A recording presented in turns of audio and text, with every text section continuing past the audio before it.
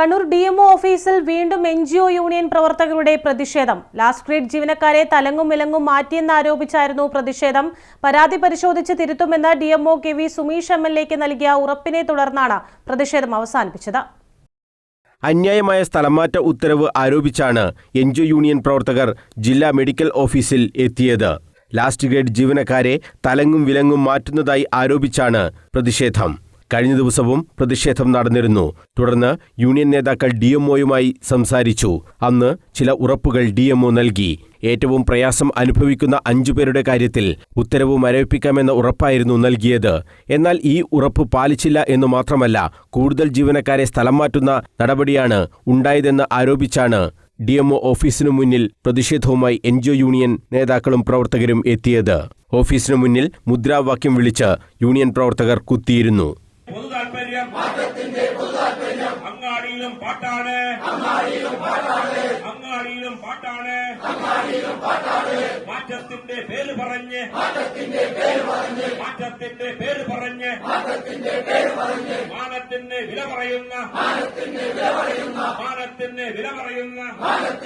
പറയുന്ന നടപടി വേണം, വിലക്കു നിർത്താൻ നടപടി വേണം. അധികാരത്തിന് ഹുങ്കും കൊണ്ട് നേരെ വന്നാൽ പ്രതിരോധിക്കാൻ ഞങ്ങൾക്കറിയാം.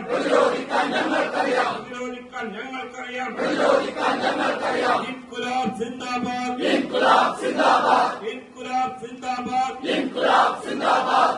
വിവരമറിഞ്ഞ് കെ.വി. സുമേഷ് എം.എൽ.എ സ്ഥലത്തെത്തി. ഡിഎംഒയുമായി ഫോണിൽ എം.എൽ.എ സംസാരിച്ചു.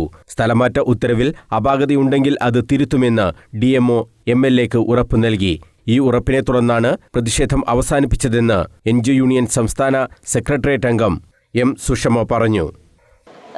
ഉത്തരവ് തിരുത്തി നൽകുന്നതിനാവശ്യമായ നടപടി ഉണ്ടാവുമെന്നാണ് ഡിഎംഒ ഇപ്പോൾ ഉറപ്പ് നൽകിയിട്ടുള്ളത്. ഇപ്പോൾ നേരത്തെ സൂചിപ്പിച്ചതുപോലെ തന്നെ കഴിഞ്ഞ ദിവസവും ഇത്തരത്തിൽ ഓഫീസ് അറ്റൻഡന്റുമാരെ, ഏറ്റവും താഴേക്കിടയിലെ ഏറ്റവും ചെറിയ വരുമാനക്കാരായ ജീവനക്കാരെയാണ് ഇങ്ങനെ തലങ്ങും വിലങ്ങും കിലോമീറ്ററുകൾ 80-90 കിലോമീറ്ററുകൾ അപ്പുറത്തേക്ക് മാറ്റിക്കൊണ്ടുള്ള ഉത്തരവ് അന്നും ഉണ്ടായിട്ടുള്ളത്.